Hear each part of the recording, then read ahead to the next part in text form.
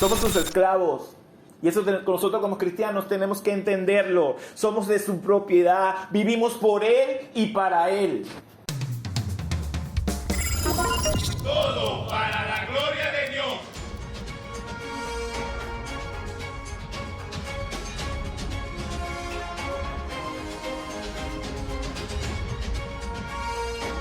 Bueno, hoy queremos, y es el deseo de nuestro corazón, que usted se centre en esta carta que le escribe Pablo a la iglesia de Filipos. Por lo tanto, vamos a empezar a introducirnos al libro de Filipenses. Así que tome su Biblia, abra su Biblia y vaya a la carta de Filipenses. Y déjala allí, la vamos a ir leyendo poco a poco. Y déjame decir algunos datos sobre la iglesia de Filipenses. La iglesia de Filipenses, o la iglesia de Filipos, fue fundada por el apóstol Pablo durante su segundo viaje misionero. Esta ciudad de Filipos era de gran importancia, era una provincia romana de Macedonia. Y era importante porque había mucho comercio. Políticamente e históricamente era importante para Roma.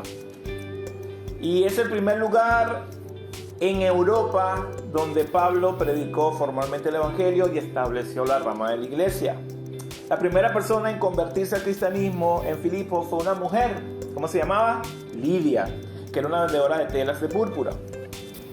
Pablo escribe esta carta, mis hermanos, desde la prisión. Pablo no la escribe estando ya en una isla tomando una bebida, o estaba él predicando en un lugar. No, él estaba preso cuando escribe esta carta. Y el mensaje de esta carta expresa gratitud por el afecto y apoyo económico que la iglesia de Filipos había brindado en el encarcelamiento de Pablo. La iglesia de Filipos enfrentó varios problemas, los cuales vamos a ir hablando, ¿verdad? En el transcurso que vayamos predicando todo este libro. Se cree que la iglesia de Filipos se encuentra actualmente en la ciudad moderna llamada Kavala, en Grecia. Y para hacer una carta de amistad y con carácter exhortativo, Filipenses contiene una cantidad de una extraordinaria teología. O sea que vamos a aprender bastante acá.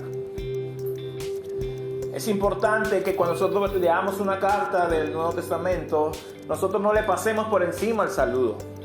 Cada saludo tiene un mensaje para nosotros. Le decía a ustedes en una ocasión que a nadie ustedes han escuchado decir que mi lectura favorita es el saludo que dio Judas, o mi lectura favorita es el saludo que dio Pablo a los romanos. Normalmente la gente no tiene un saludo, ¿verdad?, como lectura favorita. ¿Por qué? Porque las personas no le dan importancia al saludo de las cartas, sino que dicen saludo, oración o lo que, y seguidan, brincan eso y se van al contenido, ¿verdad? Y yo sí tengo una lectura favorita que es un saludo, y se las compartí a algunos de ustedes, que está en 1 Pedro, que dice, se las quiero compartir, ¿verdad? Pedro, apóstol de Jesucristo, hay enseñanza a los elegidos, hay enseñanza, extranjeros dispersos por Ponto, Galacia, Capadocia, Asia y Bitinia. Allí hay una enseñanza histórica. Según el conocimiento previo del Padre, hay una enseñanza. Mediante la obra santificadora del Espíritu, hay una enseñanza. Para obedecer a Jesucristo, hay una enseñanza. Y ser rociados por su sangre, hay una enseñanza. Y termina Pedro diciendo que abunden ustedes gracia y paz, hay una enseñanza. En ese pequeño saludo de Pedro hay mucha enseñanza. Y así vemos en cada carta, el saludo está lleno de teología, de conceptos, de enseñanzas. Así que cuando usted vaya al saludo, no le pase por encima, léalo, detállelo. Ahora sí, vamos a Filipenses capítulo 1, versículo 1 y 2 primero, que viene el saludo de Pablo. Dice: Pablo y Timoteo, siervos de Cristo Jesús, a todos los santos en Cristo Jesús que están en Filipos, incluyendo a los obispos y diáconos, gracia a ustedes y paz de parte de nuestro Padre y Señor Jesucristo. Y hablemos un poco de esta presentación. Esta presentación, Pablo no se está Aquí estoy yo, el apóstol de Jesucristo. Pablo no se está presentando como apóstol. Esto también sucede en primera y segunda de Tesalonicenses, que dice Pablo, Silvano y Timoteo. No dice Pablo, apóstol de Jesucristo. En Filemón, él también dice Pablo, prisionero de Cristo Jesús, y el hermano Timoteo. Pablo hace en algunas cartas presentación como apóstol, ¿verdad? Porque había varios grupos todavía que se negaban a reconocerlo como apóstol. Por eso él ponía Pablo, apóstol de Jesucristo, porque estaba hablando con la autoridad apostólica. Pablo era un apóstol real, un apóstol genuino. La iglesia de Filipo era muy cercana a Pablo, era muy cercana a Timoteo, pero Timoteo no es coautor de esta carta. ¿Qué significa esto? Que no es que dice, esta carta la escribimos Pablo y Timoteo. Esta carta, si vemos, esta carta se expresa de manera singular, no plural. Timoteo participó en la organización y edificación de la iglesia de Filipos. Es como que, mira, aquí Pablo le estoy escribiendo y aquí está nuestro hermano Timoteo conmigo. Pero no significa que él iba a ser parte de esta enseñanza. Es como cuando usted hace una videollamada a un familiar y, mira, por aquí está fulanito, pero usted sigue su conversación con su familiar. Eso fue lo que pasó con Timoteo. Algunos piensan que Timoteo tal vez era el que escribía la carta mientras Pablo la dictaba. Podríamos pensar eso, pero no podemos tampoco confirmar lo que fue así. Pero hay un título aquí que Pablo usa en esta carta que es el siervo de Jesucristo. Y como cristianos nosotros tenemos que entender bien qué significa esto de siervo.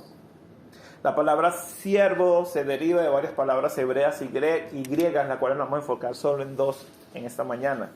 La primera es ebek, que se refiere a un sirviente, a un esclavo o un trabajador.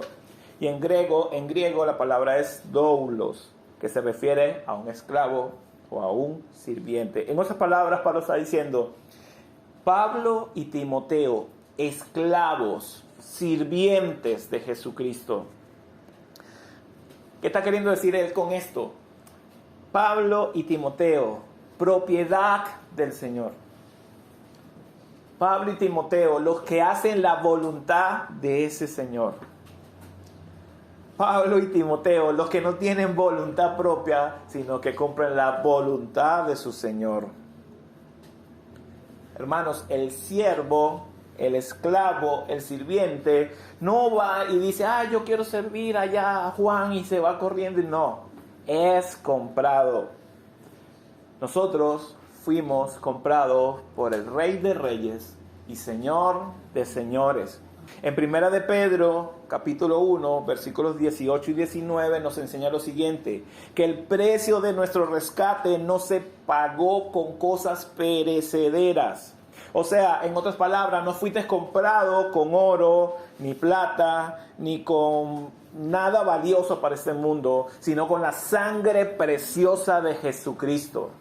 Estamos hablando de un precio valioso en todo el universo. Este precio involucró dolor. Este precio involucró sufrimiento, este precio involucró angustia, este precio involucró tortura, este precio involucró muerte, mi hermano. Por lo tanto, como decimos aquí en nuestro país Venezuela, usted salió bien caro. Bien caro. Porque cuando nos paramos delante del Señor y vemos a nuestro Dios y nosotros y seres malos y pecaminosos, decir, Señor, ¿cómo pagaste tan caro por esto? La sangre de Cristo nos redimió de una vida vana, la cual nos llevaba al castigo por nuestro pecado. ¿Y qué es redimido? Se lo he explicado varias veces, pero se lo vuelvo a explicar. Esto significa que Cristo pagó el precio de tu liberación. Hermano, Cristo te compró. Cristo te compró. Cristo te libró del sufrimiento y la condena eterna. Tú eras esclavo del pecado. Escúchame, entiéndelo. Tú eras esclavo del pecado. Y Cristo con su sangre, con su vida, te compró. Él pagó con su vida por ti. Ahora tú y yo pertenecemos a Dios. Entonces nosotros como siervos, como esclavos, como sirvientes de ese Señor que nos compró, entonces nosotros tenemos que vivir obedeciendo todo lo que nuestro dueño y nuestro Señor y nuestro libertador nos dice. Es que Dios te libertó para que te soltaste. Sí, eres libre, corra, haz lo que quieras. No. Somos sus esclavos, somos sus sirvientes, somos sus siervos.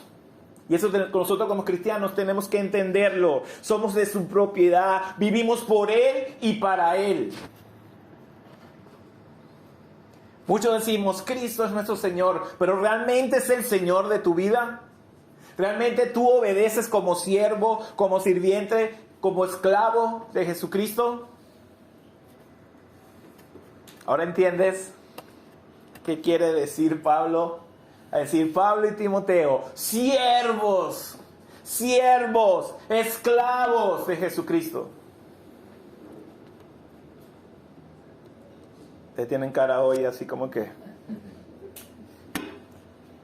Y veamos cuáles son las características de un siervo de Dios. Lo primero que tenemos que entender es lo que dice Efesios 5, en el versículo 1 y 2, que dice, como hijos amadísimos, esfuércese por imitar a Dios y andar como Jesús anduvo en amor. O sea que nuestro ejemplo a seguir siempre va a ser Cristo. Cuando usted veía a un señor con su esclavo, el esclavo siempre estaba atrás del señor. El señor iba para allá y el esclavo para allá. Y la única manera que ese esclavo se separara es que el señor le diera una orden, anda a hacer tal cosa y vuelve. Y el esclavo iba, hacía eso y volvía. Para el esclavo, su vista, sus oídos, estaba atento a lo que su señor mandaba y hacía. Ahora nosotros, siguiendo el ejemplo de nuestro Señor Jesucristo, que es nuestro Señor, es quien pagó con su vida por nosotros. Entonces veamos lo que el Señor Jesús dice. El Señor Jesús dijo, aprendan de mí, pues yo soy apacible y humilde de corazón. Eso lo dice en Mateo 11:29. Y lo primero que tú y yo tenemos que hacer es aprender a ser humildes. A reconocerte como siervo, a reconocerte como esclavo delante de Cristo. Entonces tu actitud va a cambiar. Ahora vas a ser humilde. Porque entiendes que tu vida depende totalmente de Cristo. Tu vida no depende de lo que tú hagas. Tu vida no depende de tu currículo. Tu vida no depende de la empresa donde trabajes. No depende de personas que te rodeen. Tu vida depende de Cristo. Quien te da identidad es Cristo. El siervo de Dios es obediente. Porque el Señor dijo en Juan 7:38, porque he descendido del cielo no para hacer mi voluntad, sino la voluntad del que me envió. Como siervo, busca siempre obedecer la voluntad de tu Señor. No obedeces por miedo, sino por amor. Porque confías que lo que Él te está mandando a hacer es lo mejor y es lo correcto. El siervo de Dios es servicial. Si vemos al Señor Jesús, dijo, así como el Hijo del Hombre no vino para que le sirvan, sino que vino para servir y dar su vida por rescates de muchos. Esto está en Mateo 20:28. El siervo vive sirviendo a Dios y a su prójimo. El siervo de Dios utiliza sus talentos, sus habilidades, no solo para su Señor, sino para otros. La voluntad y las prioridades del siervo de Dios ahora cambian. Antes yo quería hacer esto, antes yo quería hacer lo otro, y muchos planes y muchas cosas, pero cuando ya me considero que soy siervo de Cristo, ya mi prioridad es hacer lo que Él dice, lo que Él demanda. El Señor Jesús dijo, el Hijo no puede hacer nada por su propia cuenta. Ya va. El Hijo. ¿De quién estamos hablando? de Cristo. Y él dijo, no puedo hacer nada por mi propia cuenta, sino solamente lo que ve que su Padre hace, porque cualquiera cosa que hace el Padre, la hace también el Hijo. O sea, el mismo Cristo está diciendo, yo hago lo que mi Padre hace. Yo hago lo que mi Padre ordena. Yo no hago nada por mi propia cuenta. Para el siervo de Dios, su prioridad es hacer lo que su Señor le dice. Para el siervo, la voluntad de su Señor está por encima de todas las cosas. El siervo se enfoca, no pierde de mirada a su Señor, está atento a su voz, está enfocado en Él, deja a un lado las distracciones y se enfoca y pone su mirada en Él, no se le pierde. Cuando usted le dice a un esclavo, ¿dónde está tu Señor? Está en tal lado haciendo esto. Él decía, yo no sé. Pero tu Señor, no sé. No, ellos sabían dónde estaba su Señor, qué estaba haciendo su Señor, porque no lo perdían de vista. El siervo de Dios confía plenamente en su Señor. El Señor dijo, no se preocupe, confíen en mí, confíen en Dios, y confíen en mí. Como siervo de Dios tienes que experimentar una confianza profunda de su cuidado y protección, porque este Señor no es como otros señores que tomaban a sus esclavos y los trataban como unos animales. Este Señor, llamado Cristo Jesús, te da valor, te cuida, te protege, está pendiente de tus necesidades. Esta confianza te libera del miedo, esta confianza te libera de la ansiedad, porque el amor de ese Señor, el amor de Cristo echa fuera todo temor. ¿En qué se basa la vida de un siervo? Bueno, vive buscando la voluntad de Dios y seguir su ejemplo. Se enfoca en agradar a su Señor y está constantemente en un crecimiento espiritual, transformando su carácter y acercándolo cada vez más a Él. ¿En eso se basa tu vida, hermano? ¿Sabías que los grandes hombres de Dios, los que conocemos como héroes de la fe, los que conocemos como profetas, todos ellos se llamaban siervo del Dios Altísimo? O sea, esclavos, sirvientes del Dios Altísimo. ¿Te atreves a decir hoy, yo Juan, yo Pedro, yo María, yo Carmen, yo soy siervo, yo soy sierva de Jesucristo? Ya entendiendo esto, yo puedo decir eso. No me lo responda a mí, respóndaselo a usted mismo. Ahora que sabes a qué se refiere esta carta cuando Pablo dice, Pablo y Timoteo, siervos de Jesucristo, creo que ya aquí nosotros deberíamos cerrar y irnos y decir, Señor, perdóname porque lo menos que yo he hecho es vivir como tu siervo. Cuando tú me ordenas algo, más yo te cuestiono, ¿y por qué, Señor? Pero yo no estoy de acuerdo con eso, Señor. Y cuando tú me hablas, me hago el sordo y miro para otro lado. Y cuando me ordenas hacer algo, a veces me enfoco en otras cosas, me distraigo, Señor. ¿Y qué fue lo que mandó ese Dios? No recuerdo. Pero no, tenemos que avanzar. Y es impresionante, el apóstol Pablo, que lo conocemos como un hombre que expandió el evangelio de Cristo de una manera significativa, que uno, wow, el apóstol Pablo, y Pablo diga, yo soy siervo de Cristo. Yo soy el peor y el primero de los pecadores. Y hoy en día muchos, no, yo me llamo el apóstol, no sé qué, yo soy el pastor, cuidado, a ver. ¿Qué es eso, hermanos? Y ahora, vean lo que ven acá. ¿A quién dirige Pablo el saludo en esta carta? Dice, todos los santos en Cristo Jesús que están en Filipos, incluyendo a los obispos y diáconos. Y hay un detalle aquí que yo no terminaba de encajar. Y es que él comienza saludando primero a todos los santos. Él no dice, saludo a los hermanos pastores, obispos y ancianos de la iglesia. Y a los diáconos les recuerdo con tanto amor y cariño.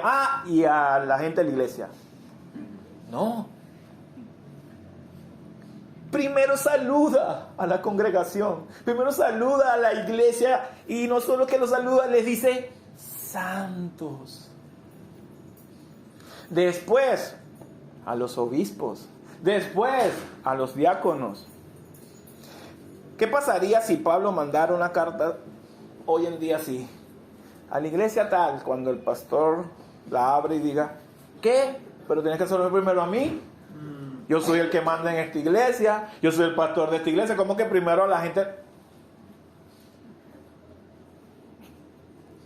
Se supone que los obispos, diáconos, los ancianos, los supervisores son siervos de Cristo Jesús. Por lo tanto, ellos deberían estar al servicio de la iglesia y no la iglesia al servicio de ellos. Ojo con esto.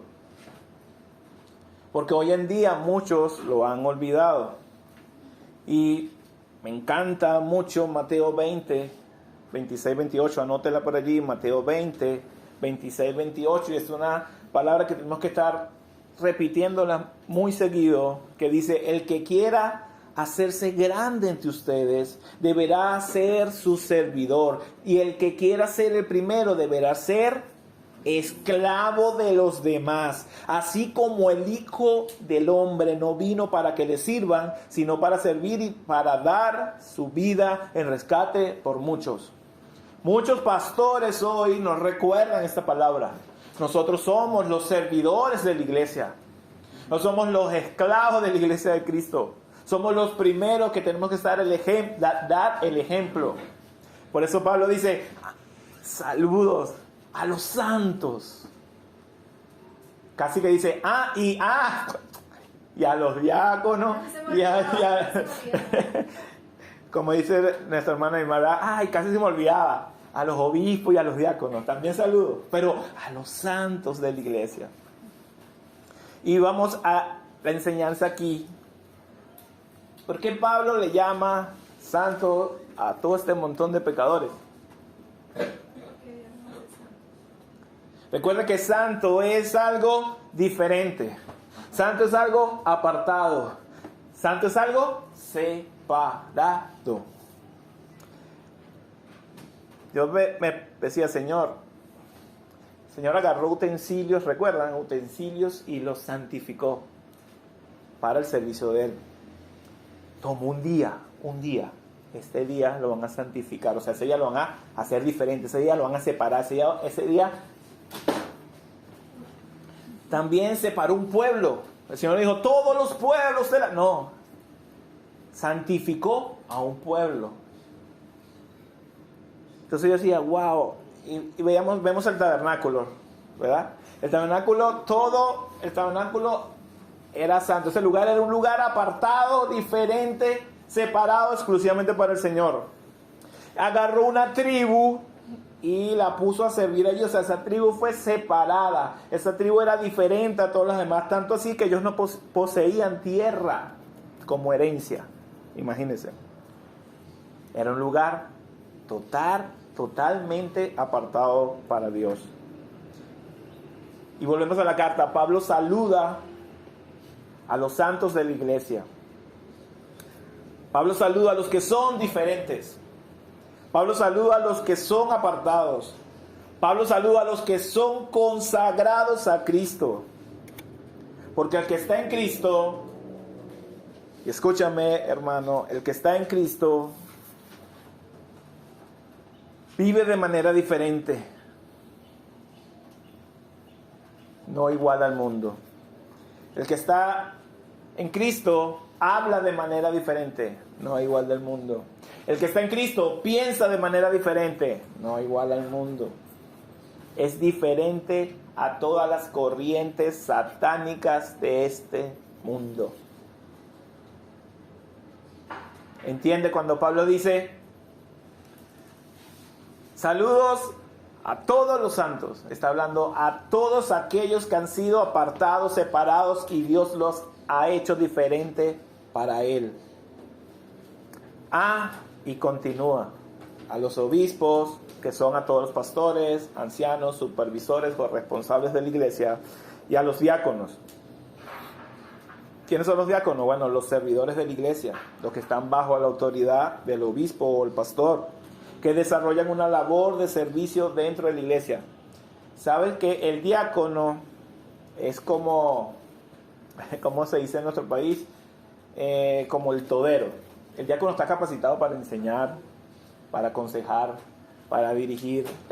Esos están en todo. Usted ve al diácono en todas las cosas. Por eso usted ve al hermano Henry corriendo de un lado para otro, viene y sube, baja, y anda así. Porque son los dos cargos que se manejan en la iglesia. En la iglesia no se manejan el líder de no sé qué cosa, el líder no sé qué más, el líder de la danza, de la coreografía, del pacto de David, no. En la iglesia solo se manejan obispos y diáconos. Que si vamos a hablar que el diácono es un servidor, entonces todos somos diáconos. Todos servimos. Todos nos servimos los unos a los otros. La iglesia, hermano, no es una empresa que vamos a empezar a inventar cargos y a poner cargos a las personas. La iglesia no es una empresa que tiene un liderazgo estilo pirámide. Tiene un pastor y debajo del pastor manda a todo el mundo. Nos da evidencia la palabra de Dios que estas iglesias habían varios pastores. Y gloria a Dios el día que tengamos más pastores en nuestra iglesia. Pero esos pastores están uno al lado del otro. Nadie está por encima. Porque el único que está por encima de nosotros y es la cabeza de la iglesia se llama Cristo Jesús. Amén. Cristo Jesús. Él es el único que tiene que estar encima de la cabeza de la iglesia. No ningún hombre. No ningún pastor. Entonces, el saludo es para los santos. Ya sabemos que es santo, porque le dice santo. A los obispos, ya sabemos quiénes son los obispos. Y a los diáconos, ya sabemos quiénes son los diáconos. Y esta hermosa expresión que yo la veo en todas las cartas, y es que cada vez que la tocamos es algo precioso, que dice: gracia a ustedes y paz de parte de Dios, nuestro Padre, y del Señor Jesucristo. ¿Qué está deseando Pablo aquí? Tanto a los santos, como a los pastores, como a los diáconos. Que la gracia, que lo veíamos en la semana, recuerdan que los que nos reunimos online, era que es el favor inmerecido, el regalo de Dios, algo que recibimos gratuitamente, que no ganamos nosotros y que Dios nos da exclusivamente a través de Jesucristo. Ay, que yo quiero la gracia. ¿Dónde la venden? No la venden, no tiene precio. Dios te la da gratis. Y te la da si Él quiere. Y si Él no quiere, no te la da. No se gana por obras para que nadie se gloríe, porque el único merecedor de toda la gloria, de toda la honra, el poder y la alabanza es nuestro Señor Jesucristo. Dice que la gracia y la paz. ¿De qué paz está hablando? O sea, si estamos hablando que la gracia es un regalo inmerecido de Dios, y la gracia tiene que ver mucho con misericordia, con la salvación, entonces está hablando de esta paz que representa la reconciliación que hizo Jesucristo con nuestro Dios. Está hablando de esa paz que trajo cuando nosotros éramos enemigos de Dios, y Jesucristo trajo la paz entre Dios y los hombres. Representa, hermanos, que ya no hay condenación para aquellos que están en Cristo Jesús. Representa que por medio de la muerte de Jesucristo, tú y yo gozamos de esta gracia y de esta paz. Ahora tú y yo tenemos tranquilidad con Dios, tenemos armonía con Dios, tenemos bienestar en nuestra vida, porque Dios está allí con nosotros. Todas estas cosas, podemos recibirlas a través de Cristo Jesús. Mire por dónde vamos y todo lo que hemos sacado. Y podemos sacar más. Pero por el tiempo, ¿va? Ahora vamos a Filipenses, vamos al versículo de 3 al 6. Doy gracias a Dios siempre que me acuerdo de ustedes y pido siempre con gozo en cada una de mis oraciones por todos ustedes, por su participación en el Evangelio desde el primer día hasta ahora. Estoy convencido precisamente de esto, que el que comenzó la buena obra en ustedes la perfeccionará hasta el día de Cristo. Y no sé, pero en mi Biblia dice ese pedacito, Pablo ora por los filipenses. O sea, Pablo está orando. Y veamos los puntos de esta oración. Esta oración, Pablo muestra acción de gracia. En esta oración Pablo dice, les recuerdo, y en esta oración Pablo está diciendo que lo hace siempre con gozo. Cuando nosotros oramos, y yo espero que usted ore por la iglesia, ¿no? Cuando usted ora por la iglesia, usted ora dándole gracias a Dios, porque si yo oro dándole gracias a Dios, eso representa que hay una expresión genuina de mi corazón hacia Dios de agradecimiento por mi iglesia. Ahora, si yo no oro con alegría, si yo no oro dándole gracias a Dios, significa que tal vez yo no tengo sentido de pertenencia, yo no me siento parte de la iglesia. Pues cuando yo le doy gracias a Dios por todo para la gloria de Dios, yo lo hago con una gratitud de corazón que el Señor dirá, a ver, sabía, estás emocionado por la iglesia. Sí, Señor, gracias porque nos podemos reunir, gracias porque nos mantiene, gracias porque nos sostiene, gracias por la palabra que estamos escuchando. Gracias.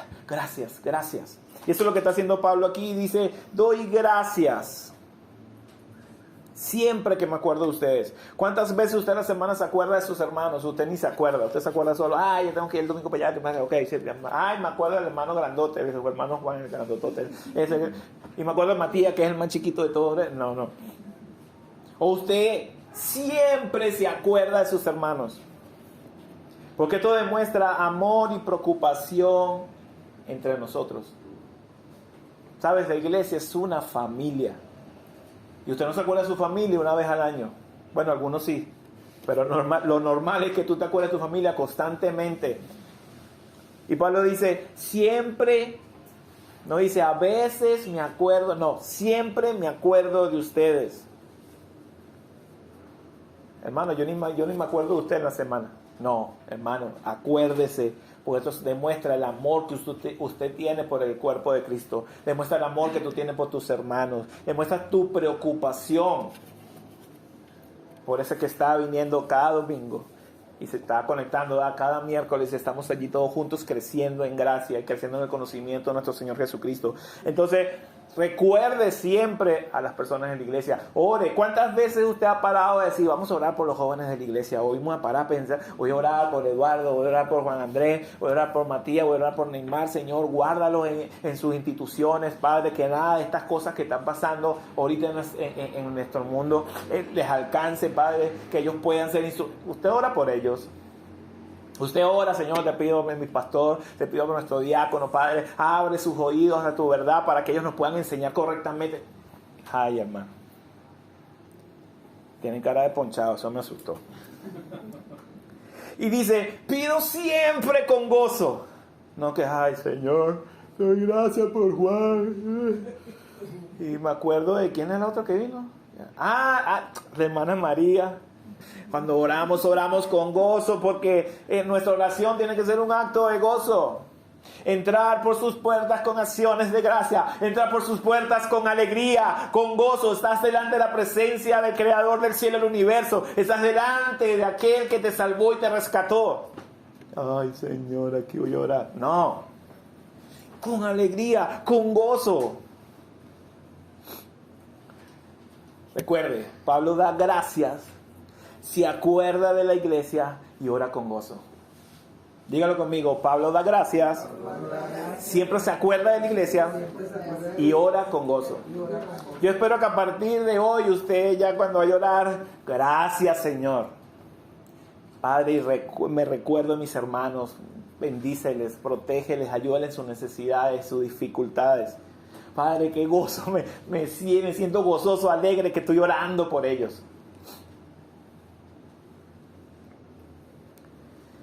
Y si vemos, hay un detalle aquí. Pablo no ora en este momento por los problemas de la iglesia. Él dice, Padre, yo te ruego que quites toda división de la iglesia. No.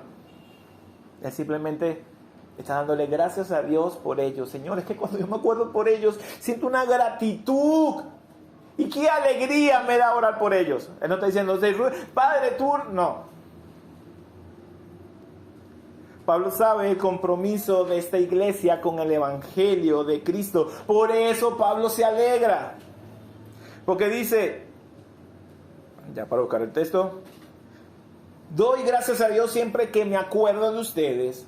Pido siempre con gozo en cada una de mis oraciones por ustedes, por su participación en el Evangelio desde el primer día hasta ahora. Porque el Evangelio nos hace un vínculo especial. Esa buena noticia salvó a Juan. Esa buena noticia me salvó a mí. Esa buena noticia salvó a Henger. Esa buena noticia salvó a Neiva. Nos salvó a todos. Esa buena noticia, el Espíritu Santo nos abrió los ojos. Él nos hace un vínculo entre nosotros. El Evangelio une. Por eso la iglesia es una. El Evangelio nos hace uno. El Evangelio nos hace amarnos con el amor de Cristo Jesús. Esta iglesia que está hablando Pablo allí, esta iglesia defiende y confirma el Evangelio. El Evangelio, hermano, nos hace uno. Porque el mismo Señor que salvó a Eduardo, el mismo Señor que salvó a María, el mismo Señor que salvó a Alma, fue el mismo Señor que salvó a Neymar. Ahora somos hijos de un mismo Padre. Ahora tenemos un mismo Señor. Fuimos lavados con la misma sangre. Y estamos siendo perfeccionados por el mismo Espíritu Santo. ¿Cómo no vamos a tener vínculo? ¿Por qué usted cree que nos llamamos hermanos? ¿Por qué usted cree que le decimos a Él Padre? Porque somos una familia y un vínculo familiar entre nosotros. Versículo 6, él dice, estoy convencido precisamente de esto, que el que comenzó en ustedes la buena obra, la perfeccionará hasta el día de Cristo Jesús. Y estoy convencido de esto, de que Dios está perfeccionando esta iglesia. Eso es lo que está diciendo Pablo. Porque la iglesia no puede ser la iglesia siempre, todos aquí. Y hermano, no aplaudo de ustedes. Y la iglesia siempre es lo mismo. Igual la iglesia siempre va en crecimiento. La iglesia siempre está avanzando en el conocimiento y la gracia. La iglesia siempre está activa. La iglesia está... Y sí, tenemos problemas, tenemos dificultades, tenemos carga, tenemos cosas. No voy a decir, ay hermano, que yo no puedo venir todos los días alegre porque hoy, tal vez esta semana fue muy fuerte para ti y viniste más apagado. Para otro fue una excelente semana y viene que bueno, que quiera lanzarnos a todos hacia arriba de la emoción.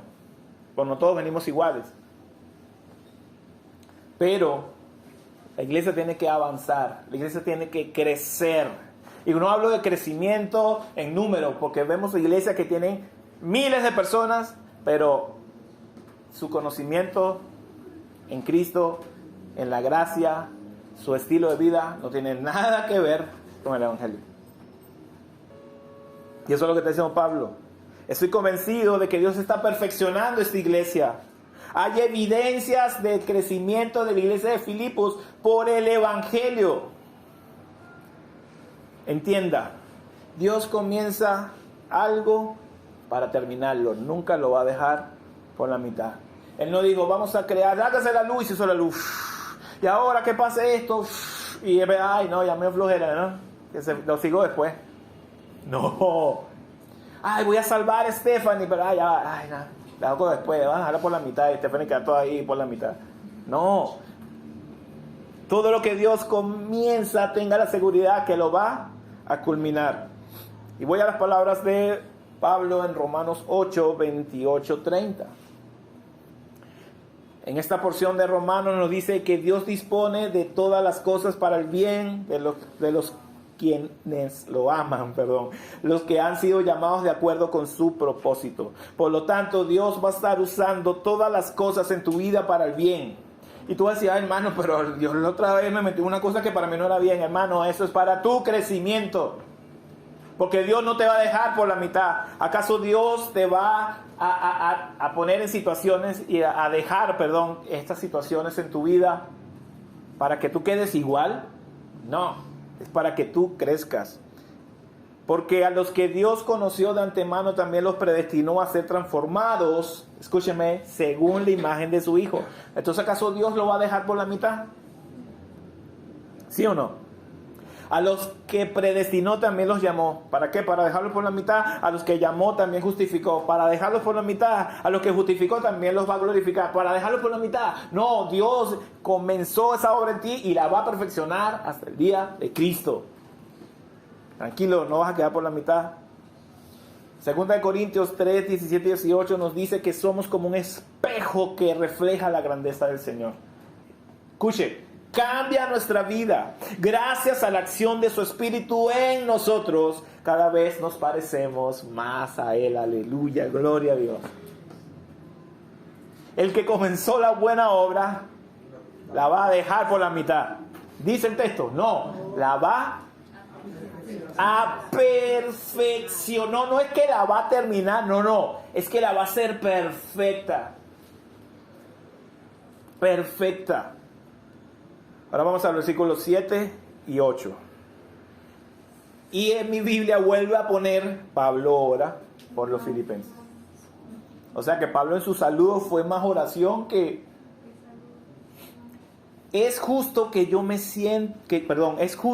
sienta esto acerca de ustedes, porque los llevo en el corazón, pues tanto en mis prisiones como en la defensa y confirmación del Evangelio, todos ustedes son participantes conmigo de la gracia, porque Dios me es testigo de cuánto añoro a todos con entrañable amor de Cristo Jesús. Y aquí Pablo está expresando un amor genuino. Pablo está preso. Entienda, Pablo no está en un hotel 5 estrellas donde lo atienden bien, él está relajado escribiendo. No, está preso. No lo dejaban predicar, no lo dejaban viajar, no lo dejaban hacer nada. Y aún preso, eso no lo detuvo. Aún seguía defendiendo el Evangelio, aún seguía confirmando el Evangelio, aún seguía anunciándoles a todo el Evangelio. Vamos a ver más adelante. Pablo le está diciendo a la iglesia de Filipo, iglesia, los extraño, y se lo está expresando. Porque Dios me es testigo de cuánto los añoro a todos con el entrañable amor de Cristo Jesús. Porque la iglesia de Filipo estaba presente en la vida de Pablo. Vea lo que dice en el versículo 9 y 11. Y ya estamos terminando.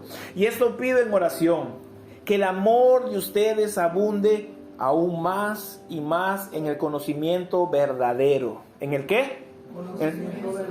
Y en todo discernimiento, a fin de que escojan lo mejor, para que sean puros e irreprensibles para el día de Cristo, llenos del fruto de justicia, que es por medio de Jesucristo, para la gloria y alabanza de Dios.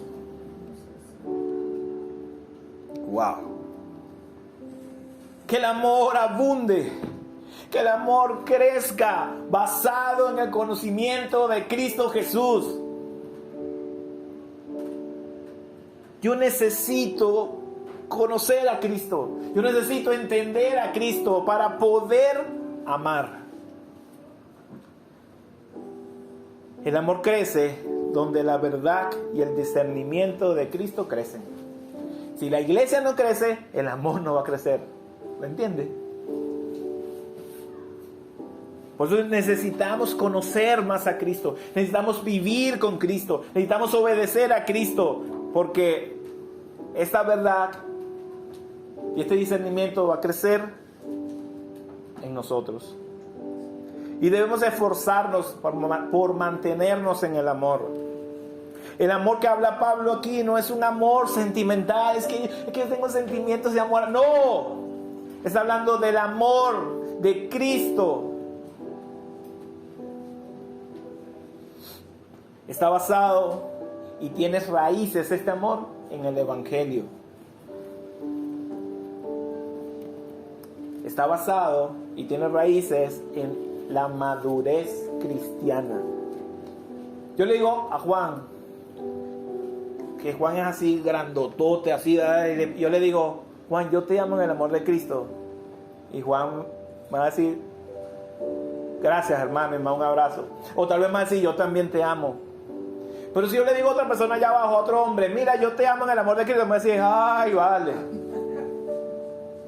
Porque el amor se basa en Cristo, no en mis sentimientos. Yo puedo tener muchos sentimientos hacia mi hermano Eduardo, pero en mis sentimientos yo puedo herirlo. ¿Acaso en el amor de Cristo yo lo voy a fortalecer? ¿Lo entiende?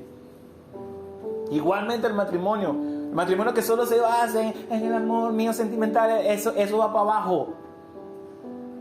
Perdona, pero eso va para abajo. El amor tiene que estar cimentado en la roca y como vive, que es Cristo Jesús. De ahí nada lo verá. Si van a venir problemas en matrimonio, sí, y va a venir, va a soplar, va a pasar, pero si están en Cristo, nada va a romper eso. Y se lo digo por experiencia.